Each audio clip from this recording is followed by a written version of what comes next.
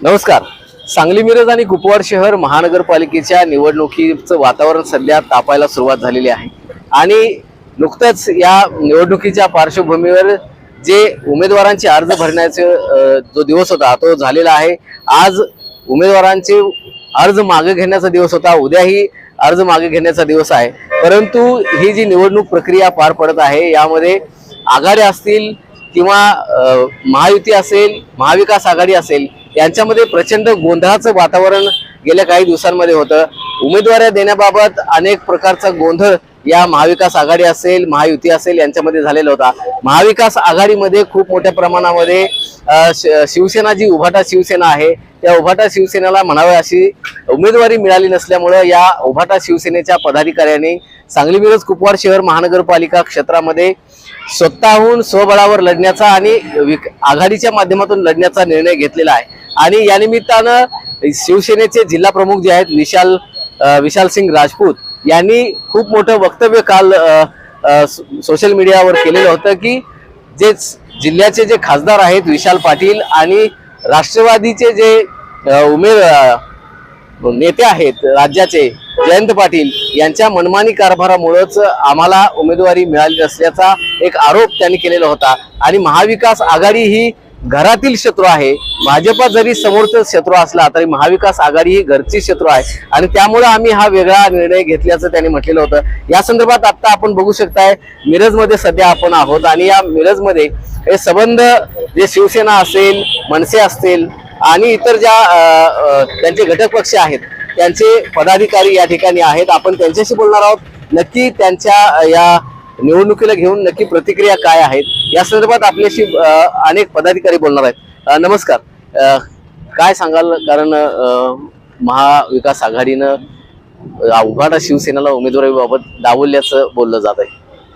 शिवसेनेला महाविकास आघाडीमध्ये घेणार असं प्रत्येक वेळेला सांगत होते. तशा वरिष्ठांच्या बैठका सुद्धा प्रत्येक ठिकाणी झाल्या होत्या. पहिला त्यांनी याद्या मागवून घेतल्या, याद्या दिल्या, बाबा आमचा सर्वे आहे, असा आहे तसा आहे.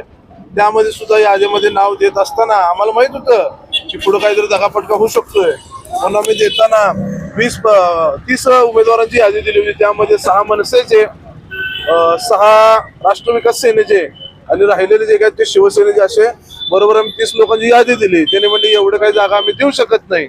त्यातनं परत यादी दिली 20 लोकांची, त्यात पण बरोबर तिन्ही पक्षांचा समसमान वाटा होईल असं त्यांना यादी दिली. ते म्हणले की बाबा आता ह्यातनं पण काटछाट करावी लागेल.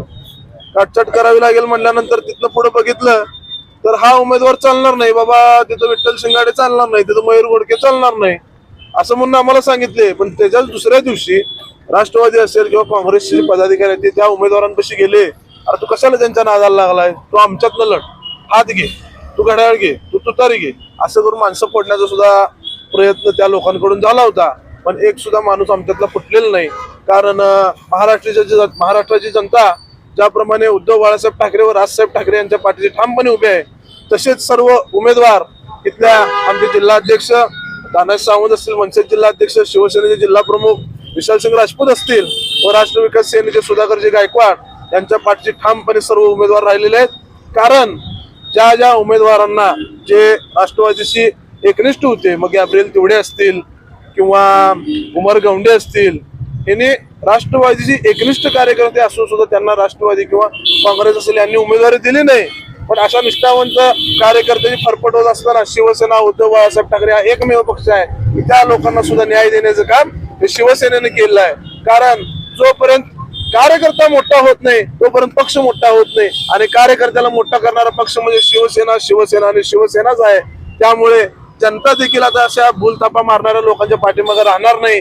जनतेनं आता ठरवलंय उद्धव साहेबांचा झेंडा हा भगवा झेंडा आहे आणि तो महानगरपालिकेवर फडकवल्याशिवाय स्वस्थ बसायचं नाही. त्यासाठी जनतेनं सर्व उमेदवारांना सांगितलं की तुम्ही शिवसेना उद्धव बाळासाहेब ठाकरे पक्षामधून उमेदवारी घ्या, आम्ही तुमच्या पाठीशी ठामपणे उभे राहू.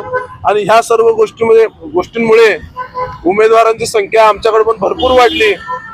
तसेच आता काही लोक अजून सुद्धा इच्छुक आहेत की आम्हाला शिवसेनेतून पुरस्कृत करा, आम्हाला या तुमच्या तिसऱ्या आघाडीतून पुरस्कृत करा, की जेणेकरून या प्रस्थापितांना आणि फसवणाऱ्या लोकांना आम्ही धडा शिकवू शकू. त्या हेतूने सर्व जनता आणि इतरही उमेदवार आमच्या संपर्कात आहेत आणि येत्या काळात आम्ही या फसवणाऱ्या लोकांना धडा शिकवल्याशिवाय शांत बसलो. नक्कीच या निमित्तानं सांगली महानगरपालिका क्षेत्रामध्ये ज्या ज्या पक्षांकडून फसवणूक झालेली आहे कार्यकर्त्यांची, त्या पक्षांना आम्ही धडा शिकवल्याशिवाय राहणार नाही अशा तऱ्हेचा इशारा या निमित्तानं देण्यात येतो. आपल्याबरोबर मनसेचे शहर प्रमुख आहेत, आपण त्यांच्याशी बोलूया. काय सांगाल, कारण राज्यामध्ये आता शिवसेना उभाटा आणि मनसे एकत्र आलेले आहेत. खूप मोठा जल्लोष गेल्या काही दिवसांपूर्वी झालेला आहे आणि आता महानगरपालिकेच्या सांगलीच्या निवडणुकीमध्ये खऱ्या अर्थानं महाविकास आघाडीमधून असं डावललं जाणं कितपत योग्य आहे? काय तुमची भूमिका काय राहणार? खरं तर राजसाहेब ठाकरे आणि उद्धवसाहेब ठाकरे यांनी एकत्र येण्याचा निर्णय घेतला तो संपूर्ण महाराष्ट्राला माहित आहे. एक आनंदाची गोष्ट आहे, उत्सवाची गोष्ट आहे. संपूर्ण भारताचं आणि महाराष्ट्र लक्ष लागून राहिलेलं ठाकरे कुटुंबीय कधी एकत्र येतात आणि शेवटी ते झालं, एकत्र आले आणि याचा फटका भाजपला आणि सत्ताधाऱ्यांना अवश्य बसणार. सांगली महानगरपालिकेमध्ये शिवसेना महाविकास आघाडीत असताना शिवसेनेला शेवटच्या दिवसापर्यंत त्यांनी अंधारात ठेवलं. आम्हाला सुद्धा आश्वासनं दिली गेली की तुम्ही पण या, तुमचे पण उमेदवार द्या, तुम्हाला पण उमेदवार देऊ महाविकास आघाडीतून. पण प्रत्यक्षात असं काय झालं नाही.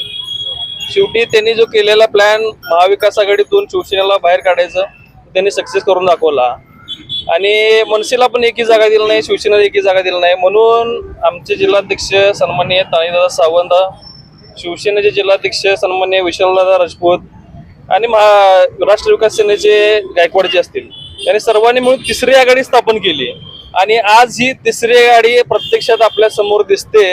आणि येणाऱ्या महानगरपालिका इलेक्शन मध्ये शिवसेना, मनसे आणि जी तिसरी आघाडी आपण तयार केली आहे गायकवाड साहेबांसोबत, या तिसऱ्या आघाडीचा झेंडा नक्कीच फडकेल महानगरपालिकेवर आणि आपण बघायला येणार काळात. नक्कीच सांगली मिरज आणि कुपवाड शहर महानगरपालिका निवडणुकीमध्ये ही जी तिसरी आघाडी झालेली आहे, ज्यामध्ये उभाटा शिवसेना आहे, मनसे आहे आणि दुसरा एक महत्त्वाचा पक्ष म्हणजे राष्ट्र विकास सेना आहे. या राष्ट्र विकास सेनेचे राज्याचे पदाधिकारी आपल्याबरोबर आहेत, आमोस मोरे, आपण त्यांच्याशी बोलूया. काय सांगाल कशा तऱ्हेने, कारण पूर्वी काही दिवसांपूर्वी तुमच्या राष्ट्र विकास सेनेनं स्वतः सोबळाव लढण्याचा निर्णय घेतलेला होता, आता तुम्ही या आघाडीमध्ये सामील झालेला. सध्या तर राजकारण बघितलं तर फारच विचित्र प्रकारे हे वातावरण इलेक्शन मध्ये घडलेलं आहे. या राजकारणामध्ये ज्यांच्यावर विश्वास ठेवला, ज्यांच्यावर पदाधिकाऱ्यांनी, निष्ठावंत पदाधिकाऱ्यांनी त्यांच्या खांद्यावर मान टाकली, त्यांचेच गळे कापले गेलेले. या ठिकाणी निष्ठावंतांना डावलून सर्व, म्हणजे बीजेपी मध्ये बघितला तुम्ही, शिंदे ग्रुपमध्ये बघितला, शिवसेनेमध्ये बघितला, तर ह्या लोकांनी निष्ठावंतांचे गळे कापायचा प्रयत्न केलेला आहे. या लोकांनी आपलं आयुष्य त्या ठिकाणी झिजवलं, घालवलं, वेळ घालवला, पैसा घालवला, पण त्याची कदर त्या लोकांनी केलेली नाही. परंतु या ठिकाणी कसं झालं तर या जिल्ह्याचे जे राजपूत साहेब आहेत हे उद्धव ठाकरे गटातून आहेत. ऍक्च्युली ह्या शिवसेनेला काही मागच्या कालावधीमध्ये कोल्या कुत्र्यांनी खरोच आणण्याचा प्रयत्न केला होता, पण त्यांना माहित नव्हतं की हे वाघाला आपण खरेकूच करायला.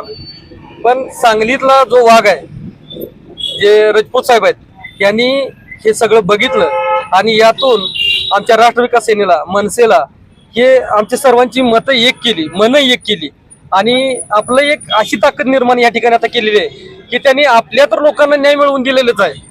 शिवाय हे बीजेपीमध्ये किंवा राष्ट्रवादीमध्ये किंवा इतर पक्षामध्ये ज्या लोकांच्यावर अन्याय झालाय त्या लोकांना जवळ बोलवून, मायेनं त्यांच्या पाठीवरून हात फिरवून, त्यांना विश्वास देऊन त्यांना सांगितलं की ते देत नाहीत ना, जाऊ दे, मी तुम्हाला उमेदवारी देतोय, तुम्ही ताकदीने लढा. त्यांची ताकद आज या उमेदवारामध्ये पसरलेली आहे. हीच ताकद आमच्या तिघांमध्ये सुद्धा आहे, मनसेमध्ये पण आहे, शिवसेनेमध्ये पण आहे, राष्ट्र विकास सेनेमध्ये. आमची जी ही मोठ बांधलेली आहे, ही मोठ ह्या लोकांचे डोके फोडल्याशिवाय राहणार आहे. यांनी आजपर्यंत जो भ्रष्टाचार केलेला आहे, त्या भ्रष्टाचाराचं यांचं भांडे फोडणार म्हणजे फोडणार आणि यांना रस्त्यावर आणणार. यांना कार्यकर्ता नेमका काय आहे, या कार्यकर्त्याची किंमत काय आहे ही दाखवली जाणार या इलेक्शन नंतर. आपल्या बरोबर आणखी काय पदाधिकारी आहेत, काय नेमकी भूमिका राहणार आहे? कारण तुम्ही मनसेचे पदाधिकारी म्हणून काम करताय, कार्यकर्ते आहात, काय भूमिका राहील कसं वाटतंय ते? म्हणजे निवडणूक आता सामोरे जात आहे, एकंदरीत सगळी परिस्थिती बघता. भारतीय जनता पार्टी सबका साथ सबका विकास म्हणत सत्तेवर बरेच वर्ष आहे, परंतु त्यांनी अशी व्यवस्था या सध्या सांगली महानगरपालिकेमध्ये केली आहे की फक्त धनाढ्य आणि बलाढ्य लोकांनीच इलेक्शन लढायचे. सर्वसामान्य कार्यकर्ते असतील जे महाराष्ट्र नवनिर्माण सेनेचे आहेत, शिवसेना उद्धवसाहेब ठाकरेंचे आहेत, राष्ट्र विकास सेनेचे आहेत, यांनी उमेदवारीच लढायला नको. कारण हे सर्वसामान्य कष्टकरी घरातून आलेले कार्यकर्ते निष्ठावंत आहेत. त्यांनी निष्ठाच आपल्या 15-15, 20-20 वर्ष पक्षाची सेवा केली आणि आज यांना ज्यावेळी लढायचा एक चान्स मिळतोय तर हे धनाढ्य लोक, धनाढ्य शक्ती एकत्र येऊन कुठंतरी डावलायचा प्रयत्न करायला आहे. मग आमच्यासारख्या युवा कार्यकर्त्यांच्या माध्यमातून जनतेच्या मनातला जो रोष आहे तो मतपेटीतनं व्यक्त होणार आहे. आणि निश्चित मला असं वाटतंय मनसे, शिवसेना, उद्धवसाहेब ठाकरे गट, राष्ट्र विकास सेना याला भरभरून मतं या सांगली महानगरपालिकेमध्ये निश्चितच भेटणार आहे, याबद्दल आमच्या मनामध्ये अजिबात शंका नाही आहे. नक्कीच सांगली मिरज कुपवाड शहर महानगरपालिकेचे ही निवडणूक आता दिवसेंदिवस आता तापू लागलेली आहे असं म्हणायला हरकत नाही. वेगवेगळ्या पक्ष आणि संघटनांचं स्वतःची मोर्चे बांधणी झालेली आहे, स्वतःची अशी वेगळी मोठ त्यांनी बांधलेली आहे. आणि या मोठीच्या माध्यमातून जे प्रस्थापित आहेत त्या प्रस्थापितांना, ज्या निष्ठावंतांना ज्यांनी रोखलेलं आहे ते निष्ठावंत आता एकत्र आलेले आहेत. आणि हे सगळे निष्ठावंत ही महानगरपालिकेची निवडणूक आपल्या हातात घेतील आणि या महापालिकेच्या कार्यालयावर आपला झेंडा रोवतील अशा तऱ्हेचा विश्वास समस्त पदाधिकाऱ्यांनी व्यक्त केलेला आहे. मोहन राजमाने, नवराष्ट्र न्यूज, सांगली.